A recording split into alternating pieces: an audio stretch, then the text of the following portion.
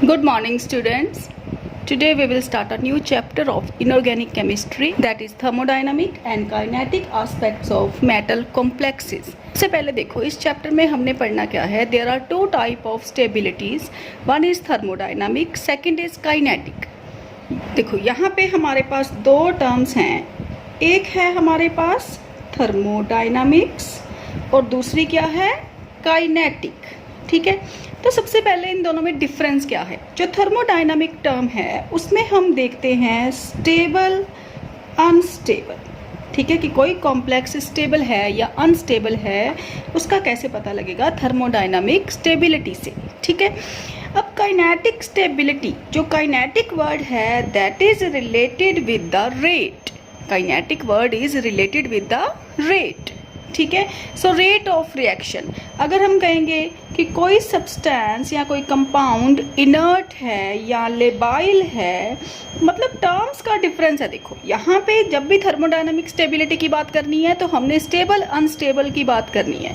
जब भी काइनेटिक की बात करनी है तो इनर्ट एंड लेबाइल की बात करनी है. तो सबसे पहले करेंगे बेटा थर्मोडायनामिक स्टेबिलिटी, थर्मोडायनामिक स्टेबिलिटी के बारे में. ठीक है, सो अब थर्मोडायनामिक स्टेबिलिटी क्या होती है. थर्मोडायनामिक स्टेबिलिटी का मतलब है कि कंपाउंड कितनी देर तक एग्जिस्ट कर सकता है. ठीक है, compound exist under suitable conditions, may be stored for a long period of time. इसका मतलब क्या हुआ कि जैसे हम किसी की स्टोरेज, अगर हम कहें कि किसी कंपाउंड की स्टोरेज पॉसिबल है तो इसका मतलब वो कंपाउंड क्या है, स्टेबल. क्लियर. अब जो थर्मोडायनामिक स्टेबिलिटी है, अब उसको हम कैसे मेजर करते हैं, हम मेजर करते हैं उसको K की वैल्यू से. ठीक है, तो अब देखो यहाँ पे क्या होता है, अगर हम कोई भी सिंपल कंपाउंड की बात करें तो उसमें क्या होती है हमारे पास बेटा, Lewis acid base interactions. Lewis acid base interaction. Lewis acid क्या होते हैं, जो एक्सेप्टर होते हैं. ठीक है, बेस क्या होते हैं, जो इलेक्ट्रॉन डोनेट करते हैं. ठीक है, तो इनमें क्या बन जाता है हमारे पास, बॉन्ड. और अगर हमारे पास ल्यूइस एसिड और बेस में इंटरेक्शंस क्या होंगी, strong. If the interactions in Lewis acid and Lewis base are strong, then complex formed would be thermodynamically more stable. ठीक है, सो देखो जैसे हमारे पास एक एग्जांपल है, copper +2 +4 ammonia changes into CuNH3 4 2 positive.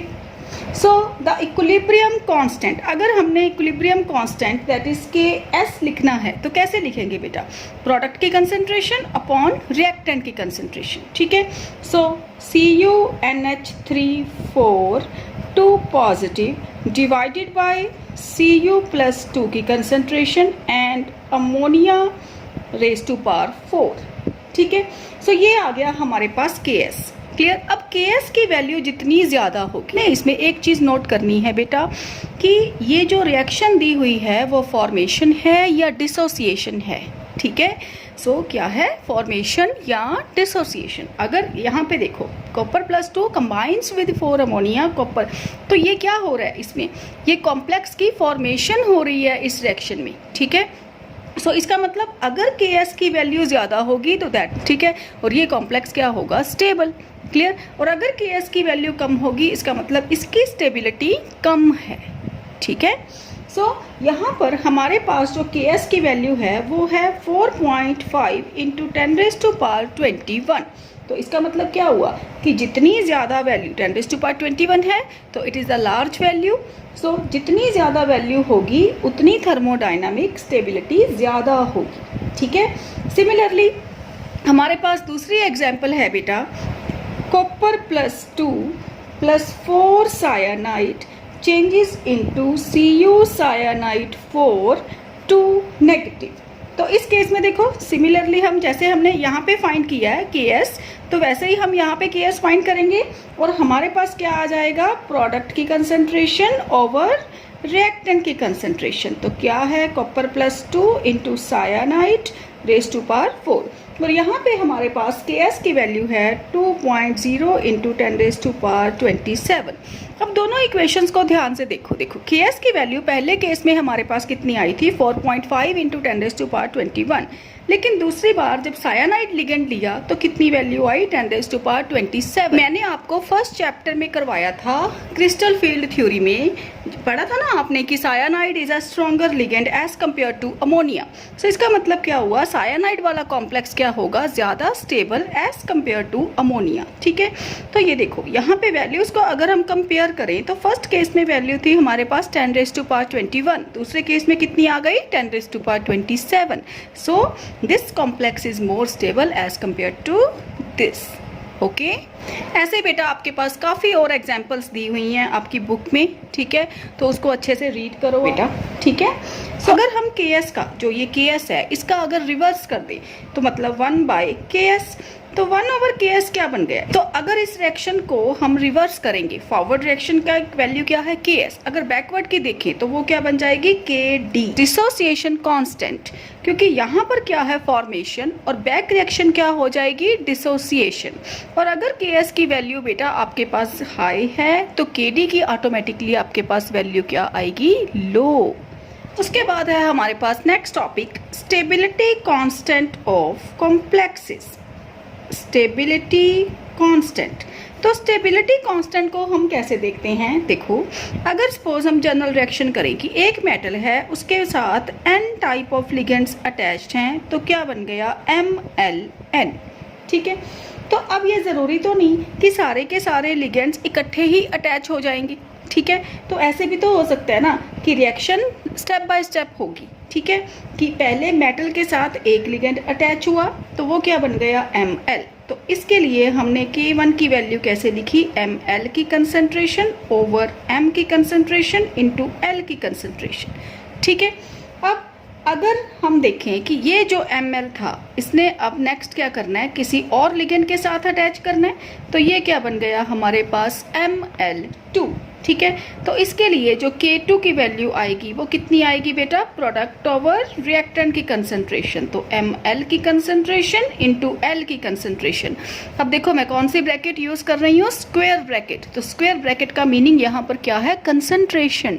ठीक है, उसके बाद अगर हम देखें कि n के लिए वैल्यू, ठीक है, तो वो क्या बन जाएगी हमारे पास Kn will be equal to MlN की कंसंट्रेशन ओवर MlN-1 की कंसंट्रेशन इंटू L की कंसंट्रेशन।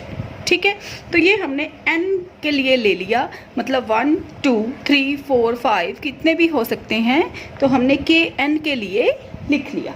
ठीक है, इसको हम क्या बोलते हैं बेटा, K1 K2 K3 up to Kn। ये क्या है हमारे पास, these are step wise stability constant. ये क्या है, स्टेप वाइज स्टेबिलिटी कांस्टेंट। ठीक है, तो स्टेप वाइज का मतलब पहले एक मेटल के साथ एक लिगेंड अटैच हुआ। ठीक है, फिर उसके बाद उसको हमने बोल दिया K1, फिर दूसरा, फिर तीसरा, फिर फोर्थ, फिर फिफ्थ, ऐसे। ठीक है, सो इसका मतलब इसको हम बोलेंगे कि स्टेप वाइज रिएक्शन हुई और step wise stability constant. Clear. अब ध्यान से देखो यहाँ पर क्या होता है कि अगर कोई पूछे कि इनमें डिफरेंस क्या है, सबसे हाई वैल्यू किसकी होगी, तो K1 की वैल्यू बेटा हाई है as compare to K2 as compare to K3 so. ठीक है, सो K1 की वैल्यू हाई है as compare to K2 as compare to K3। ये क्यों होता है, क्योंकि देखो अगर आप सोचो अपने आप कि क्या हो सकता है इसका रीज़न। ठीक है, सो ये देखो जब पहले मेटल क्या है, मेटल फ्री है। ठीक है, अब लिगेंड आया तो लिगेंड मेटल के साथ अटैच हुआ, ल्यूइस एसिड बेस इंटरेक्शंस हुई और कॉम्प्लेक्स बन गया हमारे पास Ml। लेकिन सेकेंड टाइम क्या हुआ, Ml plus L, already metal के पास एक लिगेंड अटैच है, तो ये जो लिगेंड है ये इनकमिंग लिगेंड को रिपेल करता है। इन रिपल्शंस की वजह से जो वैल्यू है वो क्या हो जाती है, कम। ठीक है, तो ये रीज़न होता है कि लिगेंड के बीच में रिपल्शंस होती हैं। ठीक है, अब अगर हमने ओवरऑल स्टेबिलिटी कांस्टेंट या क्यूमुलेटिव स्टेबिलिटी कांस्टेंट लिखना हो तो उसका फॉर्मूला क्या है, ओवरऑल स्टेबिलिटी कांस्टेंट और क्यूमुलेटिव स्टेबिलिटी कांस्टेंट। वो देखो जैसे सपोज हमने कहा कि M plus L changes into ML। ठीक है, तो इसको हमने ओवरऑल स्टेबिलिटी कांस्टेंट को रिप्रेजेंट कर दिया बीटा से, बीटा 1। ठीक है, so beta 1 ML concentration over M की कंसंट्रेशन इंटू L की कंसंट्रेशन। अब अगर हमने मेटल में 2 लिगेंड ऐड करनी है तो 2 लिगेंड्स, मतलब यहाँ पे डायरेक्टली ऐड होंगे। हो सकता है मेटल के साथ एक ही लिगेंड अटैच हो सकता है मेटल के साथ 2 लिगेंड अटैच हो सकता है मेटल के साथ 3 अटैच होना है, ठीक है। सो Ml3, अब M+4L तो Ml4, ऐसे, क्लियर। तो इसका मतलब क्या हुआ, देखो पिछले में क्या किया था हमने कि M+L फिर Ml को लेके नेक्स्ट रिएक्शन की थी, ठीक है। लेकिन यहाँ पे क्या है, सपोज कि हमारे पास कॉम्प्लेक्स में एक ही लिगेंड है, नेक्स्ट टाइम हमने सपोज कर लिया 2 ligand, next time 3, next time 4, clear. हर किसी का हमने बीटा लिख लिया, β2, β3, β4, क्लियर। β2 की वैल्यू क्या आ जाएगी, Ml2 की कंसंट्रेशन डिवाइडेड बाय M की कंसंट्रेशन इंटू L का स्क्वायर। तो β3 की वैल्यू कितनी आएगी, Ml3 की कंसंट्रेशन डिवाइडेड बाय M की concentration into L raise to power 3। β4 की वैल्यू कितनी आएगी, Ml4 की कंसंट्रेशन डिवाइडेड बाय M की concentration into L raise to power 4, ठीक है बेटा। तो ये आ गए हमारे पास β1, β2, β3, β4। तो इसी तरह हम βn भी तो लिख सकते हैं। तो what is beta, beta is overall stability constant, overall stability constant और क्यूमुलेटिव स्टेबिलिटी कांस्टेंट, ठीक है बेटा। सो ये बन गया हमारे पास बीटा, क्लियर। अब देखो सपोज हमने β3 से स्टार्ट किया, ठीक है, β3। तो हमने रिलेशन देखना है बेटा ओवरऑल में और स्टेप वाइज में, क्लियर।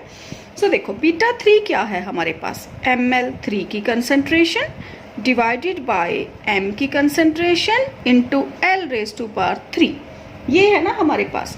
तो इसको क्या किया हमने, Ml इंटू Ml2 के साथ मल्टीप्लाई भी किया और डिवाइड भी किया, ठीक है।